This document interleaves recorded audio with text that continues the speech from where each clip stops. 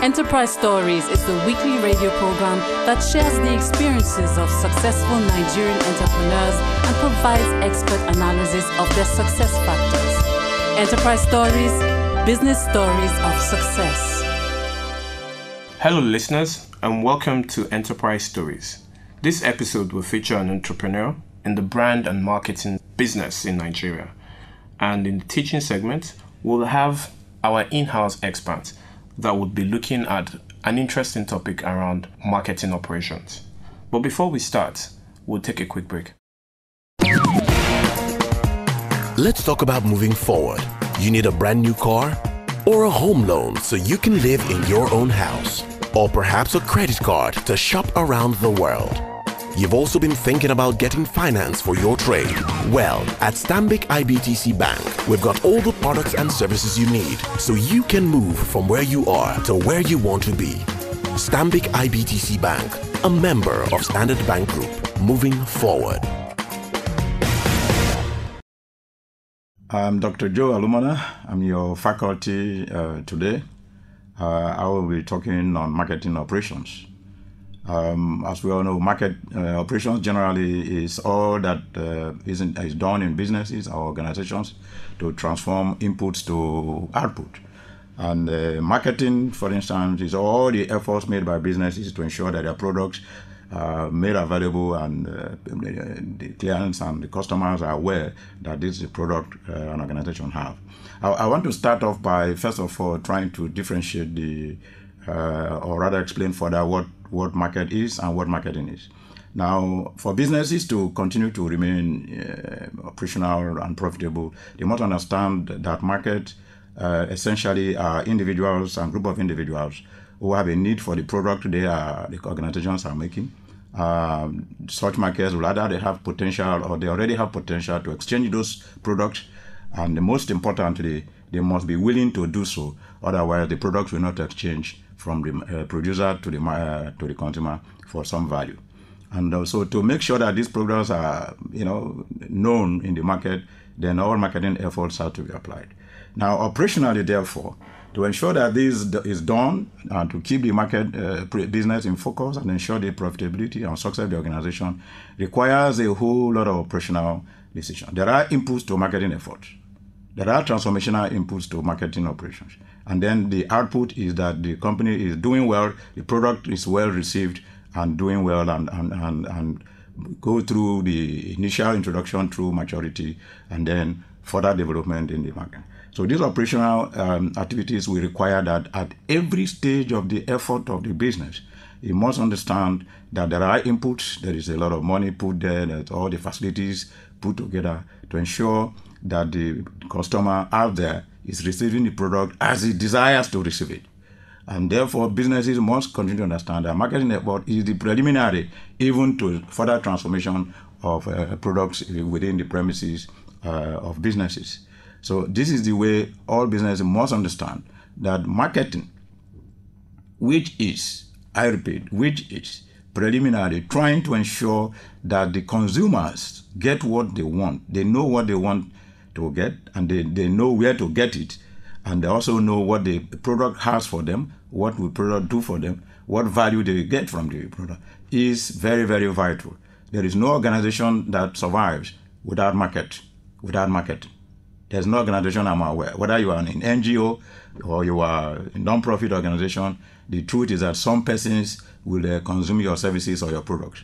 And therefore, the beginning of a good business process is to understand the market out there, understand the product, such that the relationship between the product and the market and the exchange in values between these two segments of the operations are quite impressive. Like the business, Femi's business is very clear. The services they are introducing, they are innovating it, trying to improve to ensure that the market out there for their products receive the product very well, as much as they would want. I think that is basically the much we can take today in my market operations for this segment. Thank you very much for listening. Let's talk about moving forward. You need a brand new car or a home loan so you can live in your own house, or perhaps a credit card to shop around the world. You've also been thinking about getting finance for your trade. Well, at Stanbic IBTC Bank, we've got all the products and services you need so you can move from where you are to where you want to be. Stanbic IBTC Bank, a member of Standard Bank Group, moving forward.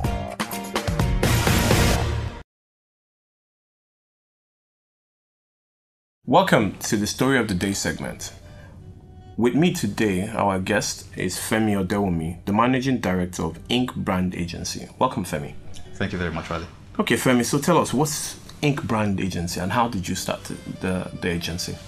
Okay, well, Inc. Brand Agency is a think tank and a creative agency as well. What we do is we offer strategy and design services for clients across things like branding, advertising, and digital marketing. In terms of how it started, well, I think I probably have to go back a few more years, because what it is, Inc. Brand Agency was born out of a company that was previously called Blue Labs Branding. And Blue Labs started back in 2004, and well, I got together with a couple of friends. Typical youthful story, out of school, thought of doing something. I had actually tried to set up a company with a friend earlier, which was in 2003. We did quite some good stuff, like helping Starcoms actually do their internet connection package for the first time.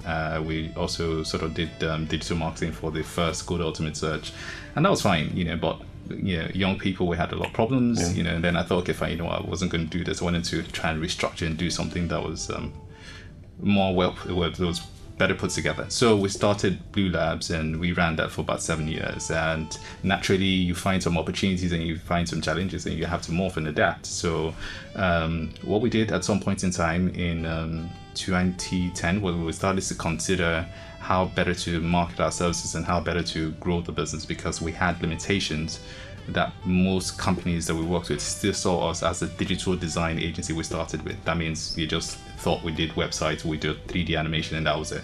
But we wanted to do so much more. We were actually doing so much more. So we restructured and came up with Inc. With Inc. Yes. Okay. And of course, like every other business, I mean, you've had several challenges. You've talked about partnership. You talked about a partnership that didn't quite go well. Yes. At what point did you actually know that this was a business that you were going to stay in and develop and continue in? I think that was back in 2004, actually, when I started Blue Labs. I decided that this is what I wanted to do. I had a background with IT. I did previously, before Blue Labs, it was e-business consulting, and then when we got into Blue Labs and we started doing a lot of digital design, I sort of liked it, and you could say I had the passion for that, but I really enjoy developing communications, and that's what my hobby sort of like revolves around. But beyond that, I also saw it as a business that was quite viable, and that was good. So with Inc. Brand Agency, it was a conviction that was long before. It was just a matter of how best to grow the next level and what next to do. Okay, but how have you been able to attract, some of the big names that you've been working with over the years? How have you been able to attract them? Okay, a large part of our business has come via referrals, and I think that's because we set out to do something which you could term as, we set out to just attain excellence in our field. And I think that diligence really paid off, because a lot of times I've gotten very big briefs and it's just a case of, was actually watching TV and then somebody calls you and say, somebody said you guys are the people to talk to, and it just came. Sometimes we've actually gone for pitches as well and won some accounts, and of course we've lost some accounts. But it's mainly been via referrals, and that is when we started earlier. Pre-2010, it was a case of we wanted to do things that didn't look like they were done in Nigeria. So when we actually did websites or we printed brochures, we always sort of like went for that marker. Now, everybody is sort of doing things that don't look like Nigeria. So the bar has been lifted. So now what we're trying to do is make sure that clients get a lot of bang for their buck and they don't waste their money in terms of their marketing efforts. So I think we've also been able to pay off in that regard. So people look for us when they want perfectly clear communications, and they want value for their money.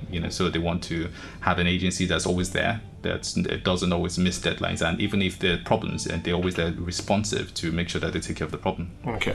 And all the while you've been running this business, how have you been able to raise capital, for some of the big projects that you've had?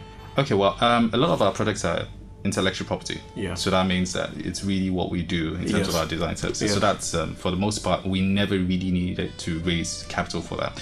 However, we have needed to raise capital for some third-party expenses on the projects, and it's been a mix. Yeah, sometimes we just plow back the money we make from the business back into it, and then sometimes we've had to do some financing with the banks. Now, it's never been very easy, but we've got banks that they've been there for us. I mean, we've got banks like Sterling Bank, who, when we're very young, they made sure that we never really failed. Okay, we're going to get Sterling Bank to pay for this. Well, sorry, they were actually called Trust Bank back then. Yeah. And a lot of the times it's also a case of we just do maybe LPO financing if it's a third-party expense. Well, yes. We never had raised finance for running the business itself. That came from whatever we made out of previous projects. Yeah. But now we have got some investors who want to buy a stake in Inc. In fact, they are buying stake in Inc. So what it is we just put it out there and said, this is our business plan for Inc. when we started in 2010. And this is our financial focus and what we're looking to make. And they like it, and they also like the fact that we've got the experience to run the business. So that's going well for us now. Okay. I mean, there's so many brand agencies out there right now. Most definitely. So many. I mean, how have you been able to stand yourself out? How have you been able to remain, distinct from the rest of us? I think it's a personality thing. And when it comes to things like branding and advertising, there are two parts of it. There's the art part of it, and then there's the diligence and excellence part of it. In terms of the art part of it, our personality just exudes through our work. And what it is that we try to do is make perfectly clear communications. So we have a sort of signature that we do in terms of our communications, whether it's a website or a campaign or a Facebook or digital campaign, or that. Yeah, there's a touch which we have, which you would know that that's Inc.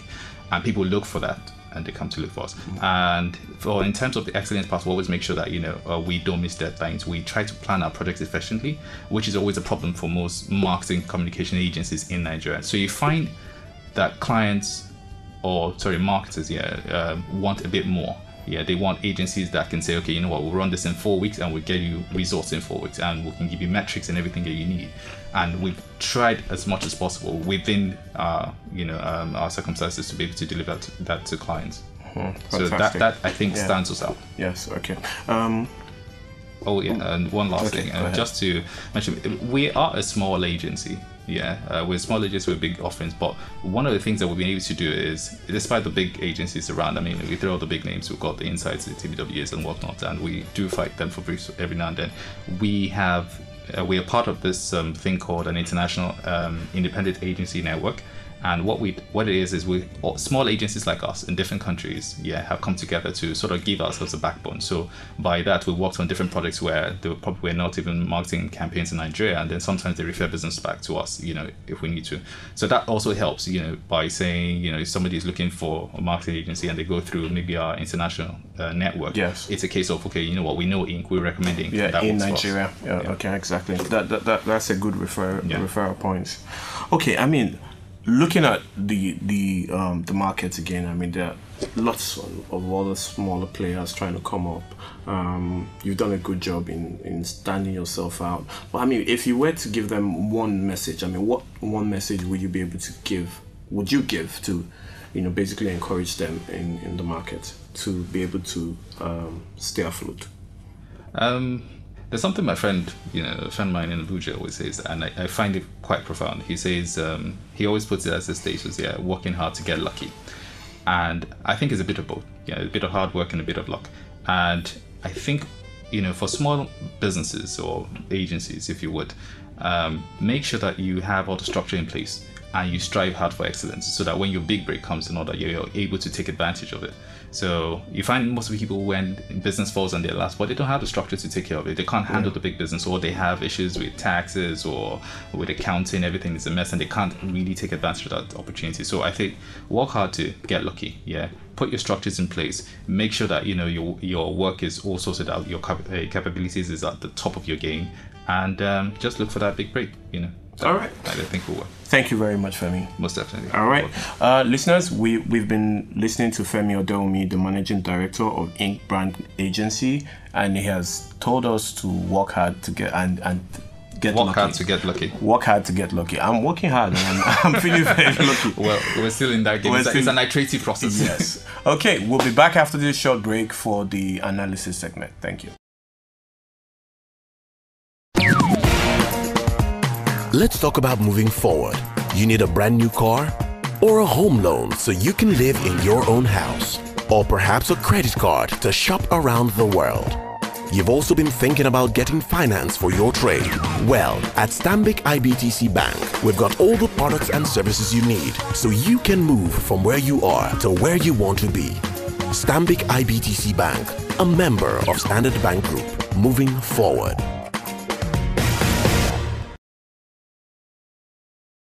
Okay, we are now in the analysis segment, and we have Dr. Joe Alumana, our in-house expert, that will be doing an analysis of Inc. Brand Agency, our story of the day. Welcome, Dr. Joe. Thank you very much, Wale. All right, sir. So, what are those things? I mean, you heard the story of the day, and we would like you to share with us some of those critical decisions and things that Inc. Brand Agency has been able to do to help them to stay in business. Inc. Brand Agency is a business that's been running for about 8-9 years now, and they are a small agency and they are doing a lot of big things. Thank you very much, Wale. Remaining in business takes a few things. Foremost is that you must have a focus, and this focus is translated in form of business goals, which you can further break down to be your vision, your mission, and then your operational objective. If you listen to the chief executive, you could see that he is very, very sure where he's going. The direction is very clear. And then in business, once you get the direction of where to go, whether there are obstacles or not, you always find a way to get on the track once more. And you notice they said in 2004, they started the business, and clients were looking at them from the point of view of the services they were providing initially. But they were also smart enough, the same thing in keeping with where they want to be in the future. They tried to say, look, this is the way our clients are seeing us. I think it's better we begin to get on the track instead of running on the side lane. You understand? And quickly they move on track. And one thing is interesting too from what he was saying, like even when they were running on the lane, they realized there was an issue of capacity. And then I said, oh, some persons are buying in, and in fact that they are buying in, they're already in with us. And that is again to actualize the original focus that the company decided to do. I think that's the interesting thing about so everything they were doing is to keep on the right track. Right now, for businesses, no matter how small it is, once you are running on the right track, the challenges that will come is: can you take additional load? Can you take additional, patronage? And I think that is what I see very clearly that is going to confront them.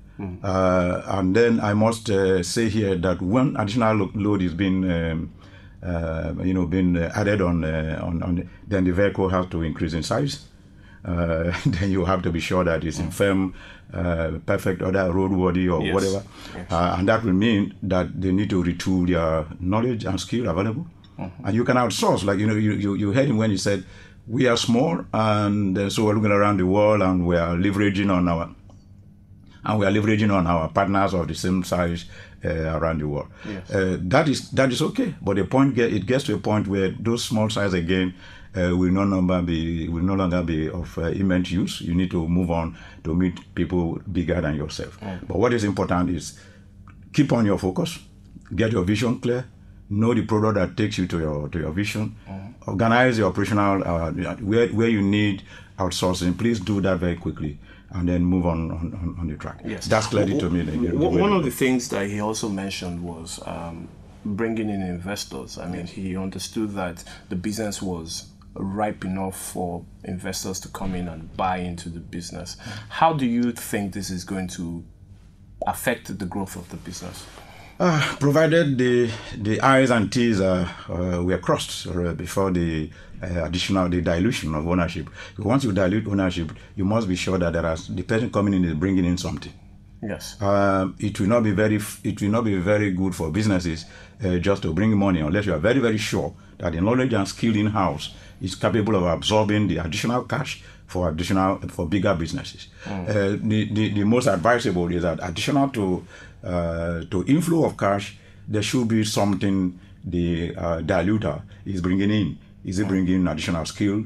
Is it opening up new markets? Is it trying to generate a new product line so that this business will grow as money comes in? Yes. It is fair to get additional investors, that's clear.